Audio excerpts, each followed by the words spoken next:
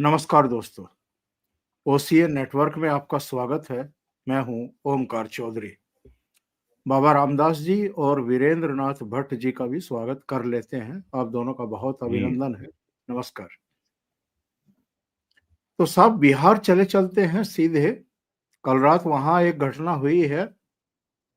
अनंत सिंह को गिरफ्तार किया गया है, जो सत्तारूढ़ जनता दल यू के प्रत्याशी हैं मोकामा से। उन पर उनके समर्थकों पर आरोप लगा है कि एक जन स्वराज के समर्थक दुलार चंद यादव की, जिनकी आयु 70 साल से ज्यादा थी, उनकी हत्या की है।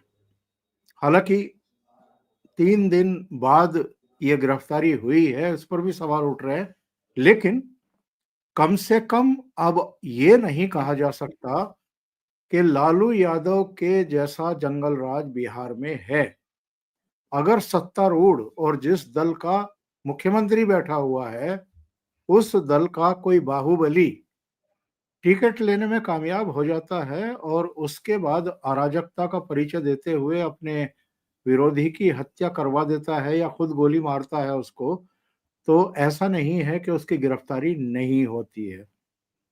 तो जो लोग कहते हैं कि उनके जंगल राज और इनकी इन संगीन वारदातों में क्या अंतर है, तो मेरे विचार से सबसे बड़ा अंतर ये है कि उस समय अपराधियों को संरक्षण मिलता था और अब अपराधियों को संरक्षण नहीं मिलता है। वो चाहे सत्तारूढ़ पार्टी के ही नेता क्यों ना हो, अगर अपराध में संलिप्त है तो उसकी गिरफ्तारी होगी। एक तो हम आज इस पर चर्चा करेंगे कि अनंत सिंह वाले प्रकरण को लेकर के इम्पैक्ट क्या पड़ने वाला है, पड़ेगा भी या नहीं पड़ेगा। दूसरा, हम चर्चा करेंगे इस बात की कि तेजस्वी यादव पटना में बैठ करके मौसम खराब होने का हवाला दे करके और हेलीकॉप्टर मेरा नहीं उड़ पा रहा है, तो टेलीफोन पर अपने फोन पर जनसभाओं को संबोधित कर रहे हैं। 35 साल की एज है। उनसे आयु में ठीक 2 गुने से भी ज्यादा 74 साल के नीतीश बाबू जो मुख्यमंत्री हैं, वो हेलीकॉप्टर उनका भी टेक ऑफ नहीं हुआ, पर वो गाड़ी से निकल पड़ते हैं और 300-300 किलोमीटर तक जाकर के जनसभाओं में पहुंचते हैं, लोगों को मिलते हैं, अपने प्रत्याशियों के समर्थन में प्रचार करते हैं। तो कोई मुकाबला है क्या? तीसरी घटना, राहुल गांधी जैसा बेफिक्र आदमी मैंने तो कम से कम अपने पत्रकारिता जीवन में आज तक नहीं देखा। कोई टेंशन ही नहीं लेते हैं ये सज्जन, और इतने बेफिक्र हैं कि सारे नेता रैलियों पर रैलियां कर रहे हैं, रोड शो कर रहे हैं, प्रेस कॉन्फ्रेंस कर रहे हैं, एक एक बूथ तक पहुंचने की, उसको सुगठित करने की चिंता में मरे जा रहे हैं। और राहुल गांधी आराम से मछली पकड़ रहे हैं, तालाब में कूद पड़ रहे हैं। और इससे पहले भी हमने देखा है, चाहे बाइक मैकेनिक के पास कुछ खुरपेंच सीख रहे हों, या राजमिस्त्री के पास, या कुली का वजन अपने सिर पर उठा करके चल रहे हों, या ट्रक ड्राइवर से पूछ रहे हों कौन सा गियर कब लगता है और आपकी परेशानी क्या है, रोटी राटी का बंदोबस्त कैसे होता है। इतना जमीन से जुड़ा हुआ आदमी, और ये सब चीजें कौन कैमरों में कैद कर लेता है और उसके बाद फिर सोशल मीडिया और कांग्रेस के ट्विटर हैंडल और दूसरे सोशल मीडिया हैंडलों पर डालता है, ये बड़ा रहस्य बना हुआ है। क्योंकि राहुल गांधी की पूरी टीम तो प्रधानमंत्री नरेंद्र मोदी के पीछे पड़ी रहती है कि साहब देखिए कितने कैमरों के साथ वो चलते हैं और किस तरह वो कैमरा जीवी हैं। पर राहुल गांधी, ना ना, वो तो बिल्कुल कैमरा जीवी नहीं है। तो वो जहां भी जाते हैं, चाहे धान की रोपाई कर रहे हो माइक लगा करके, हर जगह कैमरों से दूर ही रहते हैं। तो आज जरा इस पर भी चर्चा करेंगे कि राहुल गांधी एक्चुअल में कितने सीरियस हैं अपने राजनीति से, जो इतर की उनकी तमाम गतिविधियां होती हैं उनको लेकर के। राजनीति को लेकर के वो सीरियस नहीं है, ये तो बहुत साल पहले ही बिल्कुल साबित हो गया। और उन्होंने अपनी पार्टी का किस तरह भट्टा बैठाया है, ये हमने और आपने सबने देखा है। तो मेरे साथ दोनों मेहमान जुड़ चुके हैं। पहले चलते हैं सीधे बाबा रामदास जी के पास। बाबा जी, राहुल गांधी को तालाब में कूदते हुए देख करके और मछलियां पकड़ते हुए देख करके आपको किस तरह की अनुभूति हुई? सर, मुझे तो बड़ी हंसी आई। मैं आज तक ये नहीं समझ पाया कि राहुल गांधी को सलाहें देता कौन है। मतलब मैं पिछले कितने ही सालों से राहुल को देख रहा हूं, कभी वो कुलियों के बीच में जाके बैठ जाते हैं, कभी वो जलेबी बनाने लगते हैं, कभी वो किसी एक बार सुना ट्रेन के ड्राइवर के पास पहुंच गए थे, ट्रक ड्राइवरों के बीच में। तो आखिर ये सब करके ना वो क्या प्रूव क्या करना चाहते हैं, या भारत की जनता को संदेश क्या दे रहे हैं? अच्छा, उनका जो उनके इर्द गिर्द जो मीडिया का जो इकोसिस्टम है, सोशल मीडिया पे बहुत सारे लोग हैं जो दिन रात उनका गुणगान करते हैं, और सिर्फ गुणगान नहीं करते हैं, 2014 से लेके आज तक तकरीबन हर चुनाव में उनको वो थंपिंग मेजोरिटी से जिताते हैं, और सुबह काउंटिंग वाले दिन भी लगभग 9 साढ़े 9 बजे तक जिता रहे होते हैं। वो लोग, आज मैंने देखा कुछ लोग तो सर नाच रहे थे खुशी से कि अरे वाह वाह वाह, राहुल जी जो है तालाब में कूद पड़े। तो मैंने उसके नीचे ना, एक सज्जन थे, एक चैनल है उसके नीचे, मैंने कहा ये बताओ कुछ 2-4 सीट भी आएगी, क्योंकि मैं तो ये सीरियसली देख रहा हूं कि इस बार 10 का आंकड़ा कांग्रेस नहीं छूने जा रही है। अच्छा, आज मैं एक और चर्चा में भाग ले रहा था, तो वहां पे एक सज्जन बता रहे थे कि अगर कांग्रेस नितांत अकेले भी चुनाव लड़ती तो महागठबंधन से ज्यादा सीटें जीतती। आई मीन, अभी महागठबंधन में जितनी वो जीतेगी उससे ज्यादा सीट जीतती, 240 सीटों पे अपनी उपस्थिति दर्ज कराती और वोट शेयर बढ़ता। अब चूंकि चुनाव लड़ना है, अकेले लड़ना है, तो हर सीट पे, हर गांव में, हर बूथ पे एक संगठन तैयार होता और तभी पार्टी का रिवाइवल होता। कांग्रेस का मेन समस्या सर है कि आज ज्यादातर राज्यों में इनके पास संगठन नाम की चीज ही नहीं है।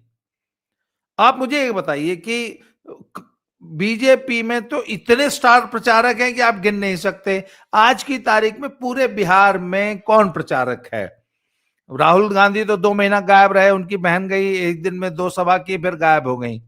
इसके अलावा कांग्रेस का एक भी प्रचारक बता दीजिए, एक भी नेता बता दीजिए, जो जिन लोगों को टिकट मिला है वो अपनी अपनी सीट किसी तरह मैनेज कर रहे हैं। सर, ये हमने पंजाब में देखा था।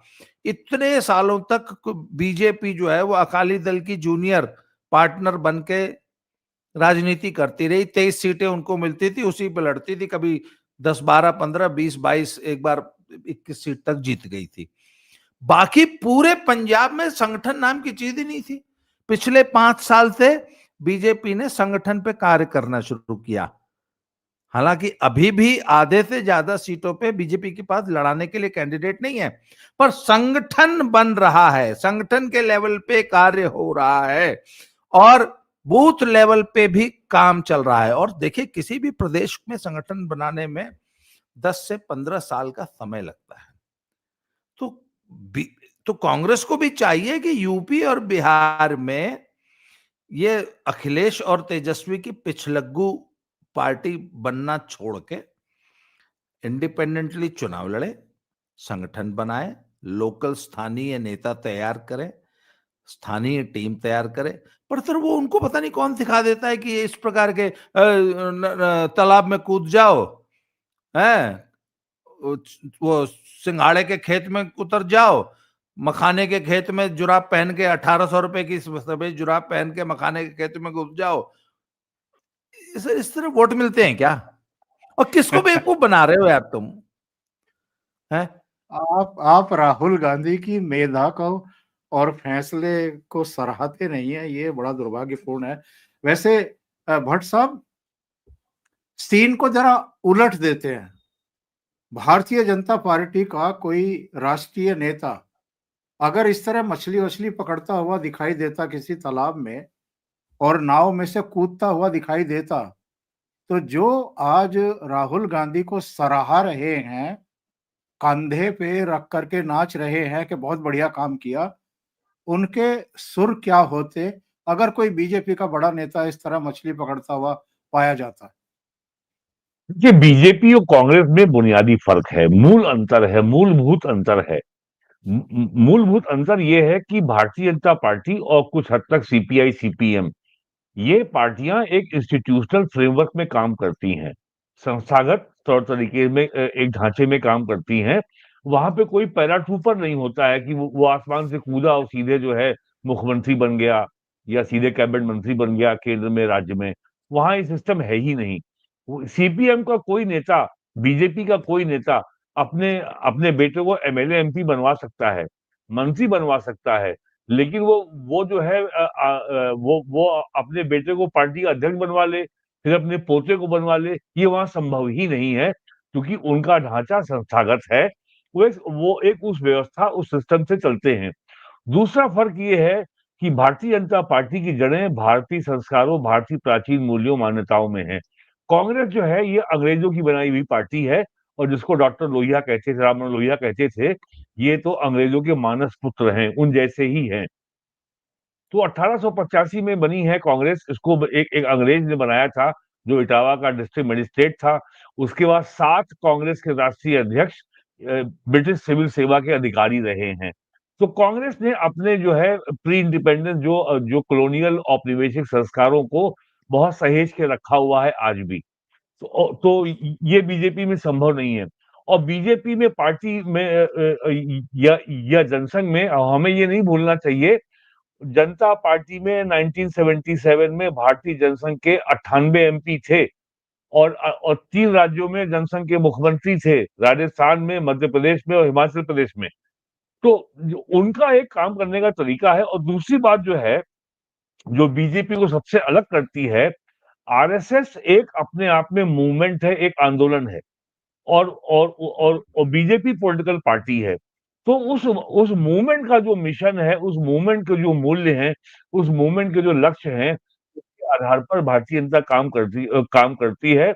और उस मूल्यों में, उस लक्ष्यों में, उन आदर्शों में, बीजेपी उन टारगेट्स में कहीं भी भारत राष्ट्र को नुकसान पहुंचाना, राष्ट्र से लड़ना, राष्ट्र की संस्कृति को नष्ट भ्रष्ट करना, वेंडलाइज करना, या सनातन धर्म को गाली देना, वो उसमें शामिल नहीं है। उनके एमपी 2 हो, 4 हो, 40 हो, लेकिन जो संगठन का उनका अपना काम करने का जो उनका एक तयशुदा जो एक पैटर्न है, जो कार्य पद्धति है, वो संगठन के लिए उसी तरीके से रोज काम करते हैं, महीने में एक बार बैठक करते हैं, और फिर और साल में 3 बार जो है बीजेपी की राज्य कार्यकारिणी की बैठक भी होती है। तो वहां सिस्टम है काम करने का, उसके अनुसार वो काम करते हैं, और उसमें जनसंपर्क है। यहाँ पे जो बीजेपी के अलावा जितनी पार्टियां हैं, जब चुनाव की घोषणा हो जाती है, तब उनकी हरकत होती है, तब उनके कार्यालयों में बड़ी भीड़ होना शुरू हो जाती है। और तो कांग्रेस को जो है संगठन बनाने के लिए पहले तो ये तय करना होगा कि आप किस देश की पार्टी हैं। आप पार्टी भारत देश की हैं, आप पाकिस्तान की हैं, या जॉर्ज सोरोस की पार्टी हैं। और आपको जो जो देश का, दुनिया का नाश करने वाला जो सांस्कृतिक मार्क्सवाद है, कल्चरल मार्क्सिज्म, या जिसको वोकिज्म कहते हैं, आपको उस पर चलना है। क्या करना है आपको? तो राहुल गांधी ने आज जो है कांग्रेस को पूरी तरीके से अर्बन नक्सल की पार्टी बना दिया है। हमने घनघोर वामपंथी कम्युनिस्ट पार्टी कांग्रेस बन गई है। तो जब आपकी टॉप लेवल पे लाइन और लेंथ तय नहीं है, आपके लक्ष्य तय तय नहीं है, और प्राइम मिनिस्टर मोदी ने तो साफ साफ कैटेगरी कर दी है, भारतीय जनता पार्टी के लिए सर्वोच्च प्राथमिकता राष्ट्र है। और भारत में बाकी सारी पार्टियां, इंक्लूडिंग जो बीजेपी के एलाइज हैं, उनकी पार्टियों की सर्वोच्च प्राथमिकता अपना परिवार है। आरजेडी हो, समाजवादी पार्टी हो, बहुजन समाज पार्टी हो, अकाली दल हो, डीएमके हो, टीडीपी हो, कोई पार्टी हो। तो पहले तो यही आप तय कर लिए कि, तो जब जब कांग्रेस के लिए सर्वोच्च प्राथमिकता ना तो राष्ट्र है, ना तो पार्टी है, केवल परिवार है, तो ऐसी स्थिति में संगठन को मजबूत करने और तेज करने और पार्टी का पॉलिटिकल एजेंडा जनता के बीच में ले जाने, जनता का समर्थन प्राप्त करने और जनता को गोलबंद करने, जनता को मोबिलाइज करने की कभी बात ही नहीं होती। तो जब जनता के बीच में नए मुद्दों को ले जाके गोलबंद करने की बात ही नहीं होती, तो संगठन कहाँ से बनेगा? अरे भाई, राजनीतिक दल जो है वो संघ लोक सेवा आयोग नहीं है जहां पे आपने भर्ती का विज्ञापन निकाला और 10,000 लोग भर्ती कर लिए। पार्टी के लिए काम करने वाले लोग जो है सरकारी बाबू नहीं होते हैं।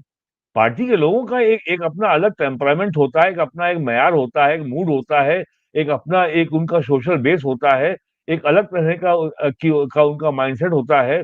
वो हर प्रतिकूल हो चाहे अनुकूल स्थिति हो, संगठन के लिए, संगठन की विचारधारा के लिए समर्पित लोग होते हैं, जैसा कि कम्युनिस्ट पार्टियों में या बीजेपी में है।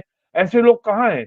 कांग्रेस के लोग आज से 35 साल पहले जब वीर बहादुर सिंह चीफ मिनिस्टर थे, तो एक बड़े नेता कांग्रेस के कहते थे कि जब हम लोग दिल्ली जाते हैं तो और जब इलेक्शन के समय, तो जिस नेता के यहाँ जाते हैं तो गाड़ी को बहुत दूर पहले रोक लेते हैं, क्योंकि ड्राइवर को मालूम है कि यहाँ पे ये टिकट मांगने गए हैं।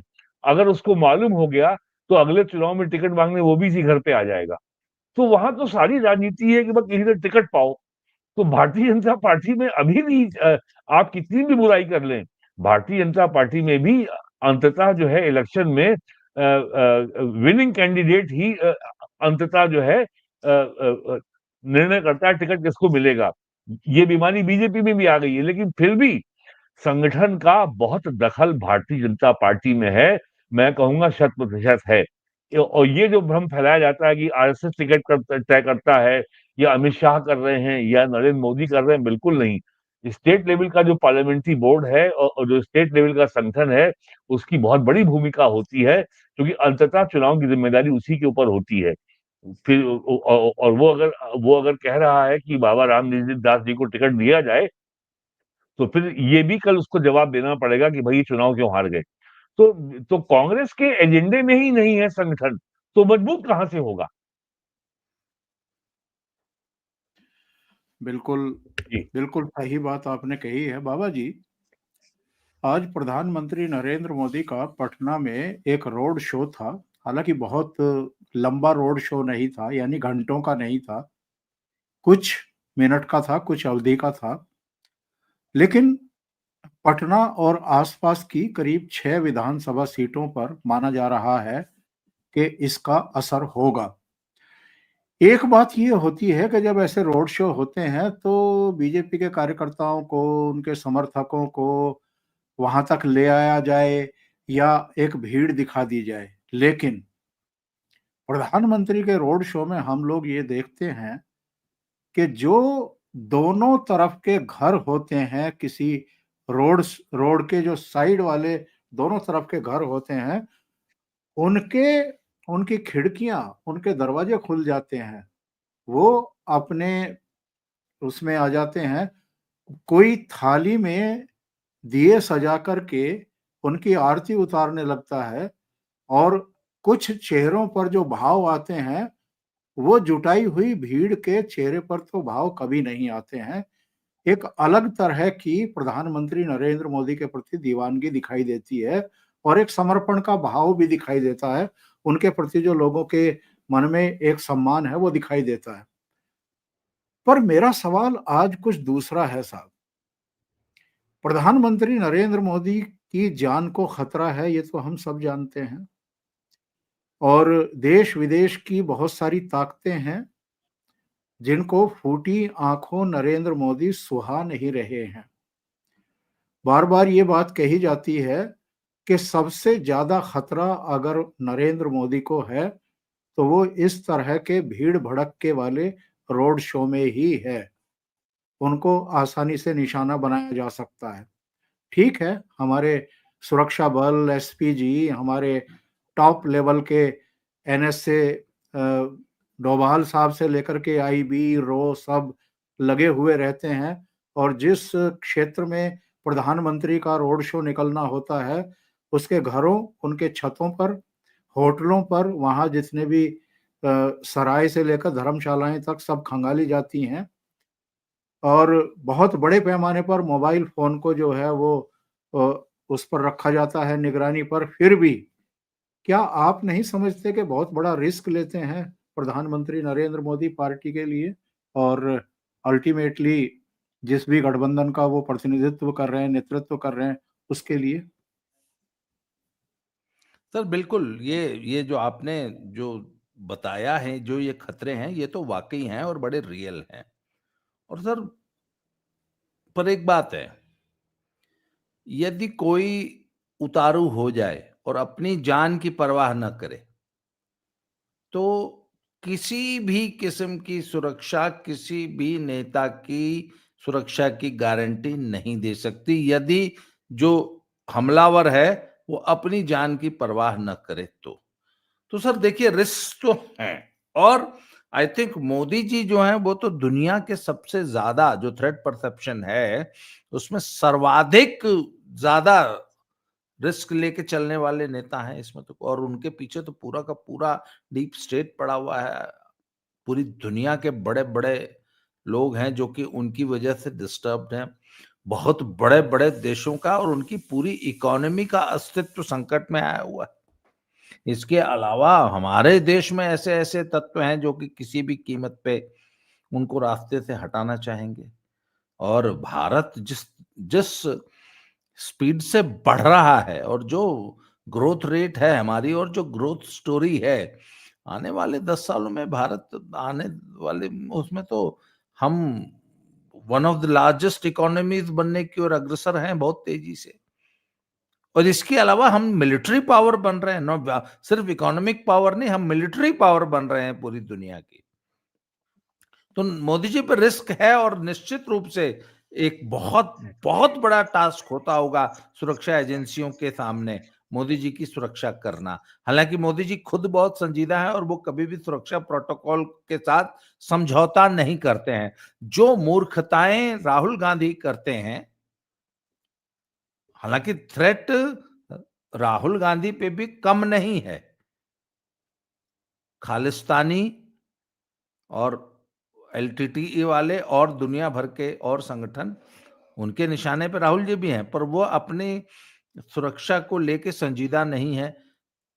2-2 महीने गायब रहना, बिना सुरक्षा के गायब रहना, बिना सुरक्षा प्रोटोकॉल को बताए हुए गायब हो जाना। अच्छा, यही यही काम इनके पिताजी करते थे।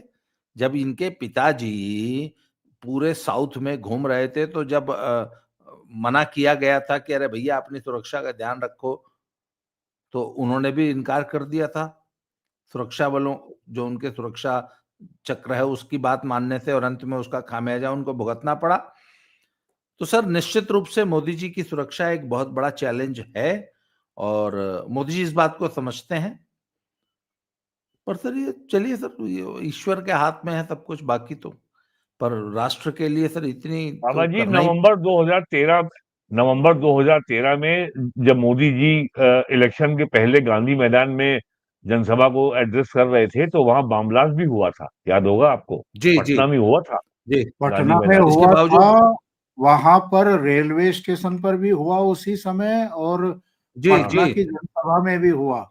इसके अलावा 5 जनवरी 2022 को जब फिरोजपुर जा रहे थे पंजाब में, हाँ, उनकी वहां भी जान लेने के लिए कोशिश की गई थी, साजिश रची गई हाँ, थी। और वाराणसी में जब रोड शो कर रहे थे तो एक जूता फेंका गया था उनके ऊपर। हाँ, उस समय भी सिक्योरिटी को लेकर के चिंताएं जाहिर की गई थी। मेरा कंसर्न केवल ये है कि दिन में आप रोड शो कर लें फिर भी समझ में आता है, लेकिन अंधेरे में, शाम के समय, हाँ, जब बिल्कुल नहीं लोगों होना की चाहिए। तरह अंधेरा हो जाए, तब आपको, क्योंकि लोगों की अब सारी उम्मीदें नरेंद्र मोदी पर टिक गई हैं, और जिस तरीके से देश का वो कायाकल्प कर रहे हैं, इसको लेकर के भी तो बहुत सारे लोग चिढ़े हुए हैं। तो ऐसे में क्या उनको अवॉइड नहीं करना चाहिए कि कम से कम अंधेरे के समय वो रोड शो ना करें? जी, व्हाट्सएप। नहीं, बिल्कुल सही बात है, क्योंकि और ये जब से ऑपरेशन सिंदूर हुआ है और उसके बाद से लगातार जो ट्रम्प की बयानबाजी हो रही है, आज करीब 6 महीने हो गए हैं, और जिस तरीके से प्राइम मिनिस्टर जो अभी हाल में चीन गए थे पिछले महीने, और जिस तरीके से प्राइम मिनिस्टर ने और रूस के राष्ट्रपति व्लादिमीर पुतिन के संग एक गाड़ी में बैठ के लगभग 50 मिनट बातचीत की, और पुतिन ने गाड़ी में बैठ करके 15 मिनट से अधिक पीएम मोदी का वेट किया कि वो आ जाए, तो उसको लेकर के भी आपने देखा होगा बहुत सारी खबरें, बहुत सारी कहानियां सोशल मीडिया पे सर्कुलेट कर रही हैं। और खुद प्राइम मिनिस्टर जब चीन से लौट के आए थे, तब उन्होंने दिल्ली में एक किसी कार्यक्रम को एड्रेस करते हुए कहा था कि आप ताली किस लिए बजा रहे हैं, कि मैं गया था या मैं लौट आया। तो उन्होंने तो प्राइम मिनिस्टर की इस टिप्पणी से भी चीन में पीएम की सुरक्षा को लेकर जो खतरा हो रहा है उसको बड़ा बल मिला। और दूसरे बांग्लादेश में एक सीआईए का ऑफिसर था जो बांग्लादेश के 5 स्टार होटल में मृत पाया गया, और जिस तरीके से अमेरिकन स्टेट डिपार्टमेंट ने आनन फानन में उसकी बॉडी का बिना पोस्टमार्टम किए उसकी बॉडी को तुरंत फ्लो कर दिया वापस बैक टू अमेरिका, और जिस तरीके का षड्यंत्र चल रहा था बांग्लादेश में, तो ये सारे जो जो जो ऑस्निट है, ओपन सोर्स इंटेलिजेंस है, उससे ये लगता है कि जो भी बात सत्य हो या कितनी सत्य है कितनी नहीं है, खतरा तो है। प्राइम मिनिस्टर की सिक्योरिटी को खतरा तो देश में ही है, हमेशा से है, आज से नहीं है, 2002 से है। और अब जो जो जिस तरीके से अंतर्राष्ट्रीय जियो पॉलिटिकल कॉन्टेक्स्ट बदला है ऑपरेशन सिंदूर के बाद, और जिस तरीके से पूरे दुनिया में भारत अकेला देश है जो अमेरिका के सामने आंख में आंख डाल के खड़ा हुआ कि हम तुम्हारी शर्तों पर कोई डील नहीं करेंगे, और कुछ भी कर लो, हम एग्रीकल्चर और डेयरी सेक्टर आपके लिए नहीं खोलेंगे। अरे चीन तक तैयार हो गया कि भैया सोयाबीन अब हम अमेरिका का खरीद लेंगे, करीब जो है 30 लाख टन के आसपास वो आने वाले 1 साल में खरीदेगा। भारत ने कहा कुछ भी हो जाए, हम आपका जो है एग्रीकल्चर सेक्टर, हम किसी भी किस्म के आपके आपके मक्का को, सोयाबीन को या आपके आपके डेयरी प्रोडक्ट्स को हम नहीं लेंगे। और पीएम ने यहां तक कह दिया था, मैं इसके लिए कोई भी कीमत चुकाने को तैयार हूं। Agriculture, dairy, poultry and fishery, ये चारों चीजें, क्योंकि हमारे यहाँ जो है 50 करोड़ लोग इसके ऊपर निर्भर हैं, और भारत ये इस तरीके का कोई निर्णय कभी कर ही नहीं सकता, और ये लड़ाई बहुत पुरानी है। तो इसमें कोई दो राय नहीं है कि और पीएम ने खुद ही जो है अब देश के बाहर दौरे बंद कर दिए हैं। जी जिनपिंग भी दौरे पे कम जाते हैं, व्लादिमीर पुतिन भी बहुत कम जाते हैं, और यही 3 देश हैं जो अमेरिका के निशाने पे हैं। तो ये बात निश्चित तौर पर जो है बहुत गंभीर विषय है, लेकिन हमारे पास तो कोई सरकार के अंदर की सोच क्या है वो हमारे पास कोई जानकारी नहीं है।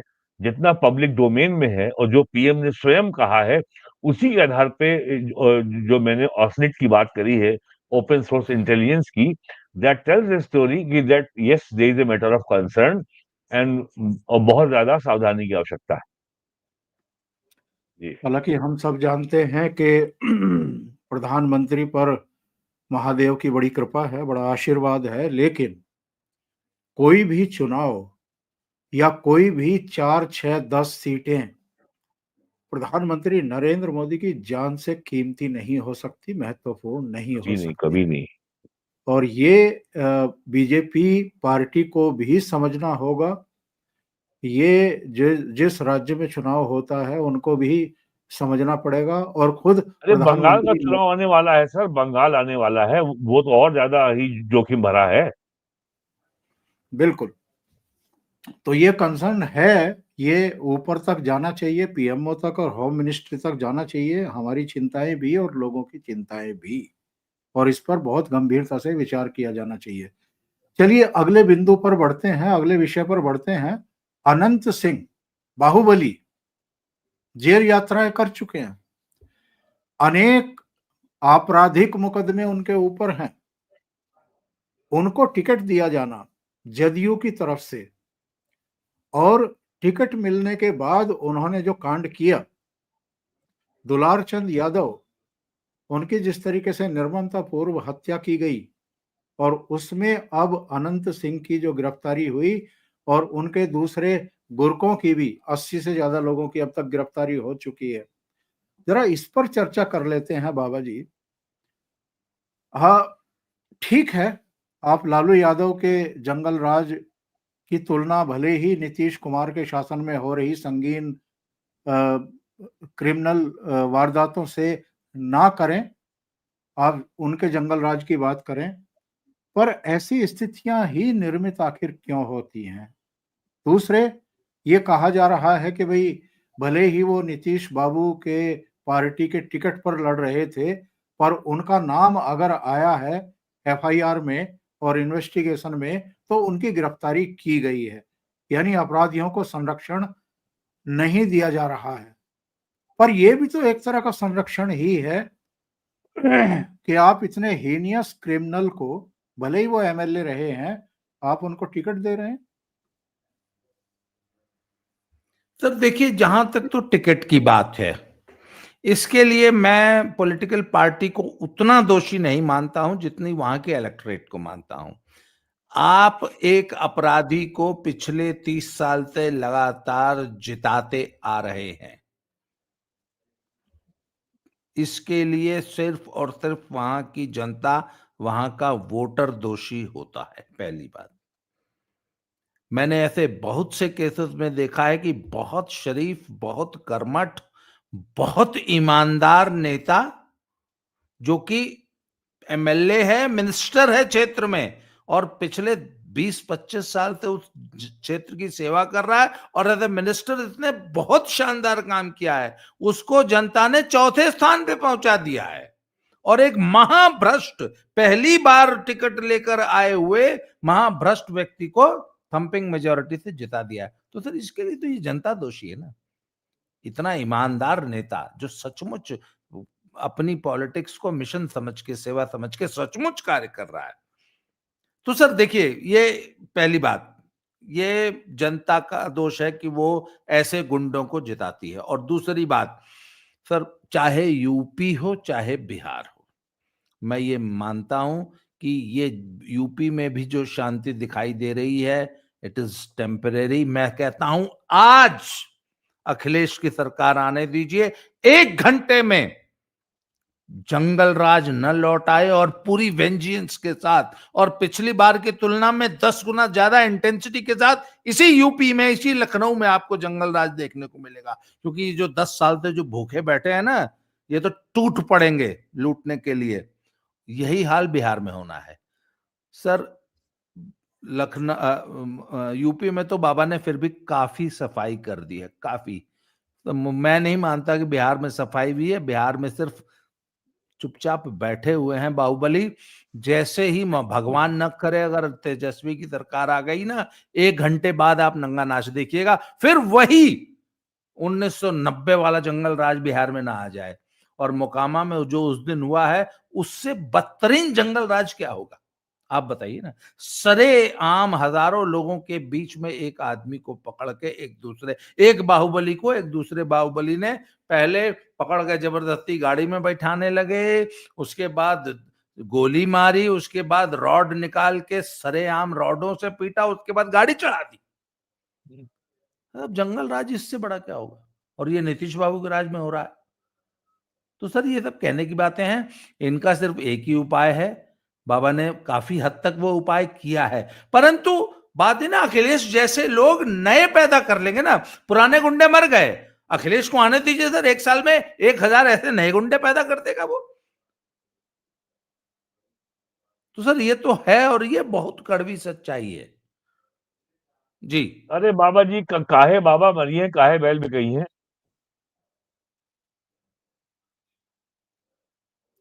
क्या सर, क्या आप दोबारा बोलिएगा? काहे बाबा मरिए, काहे बैल बिकई हैं। अच्छा। ये ये पावर टावर में नहीं आने वाले। ये बस सपना देखिए, वहां तो पूरी आपको फ्रीडम है, इससे आगे नहीं है। और यूपी में जिस तरीके से बहुजन समाज पार्टी का ग्राफ चढ़ रहा है, उससे उनकी और अगर बहन जी ने 15% का वोट शेयर क्रॉस कर लिया, तो समाजवादी पार्टी का डब्बा गोल। नहीं, उतना ही नहीं सर, बिहार ने एक बहुत गजब का लक्षण ये दिया है कि वो जो ओवैसी की जो बात है ना, कि 2.5% वाला डिप्टी सीएम हाँ, बनेगा हाँ। और हम लोग क्या सिर्फ दरी उठाने के लिए हैं। सर, इसका बड़ा प्रभाव पड़ा है बिहार में मुसलमानों पे, और ये यूपी वाले भी इस पे गर्दन हिला रहे हैं। तो ये तो आपने सही कहा एकदम। बहुत बहुत धन्यवाद आप दोनों का जुड़ने के लिए, इतना समय देने के लिए और बहुत महत्वपूर्ण मुद्दों पर चर्चा करने के लिए। Thank you so much. जय श्री राम। नमस्कार। हर हर महादेव। हर हर महादेव।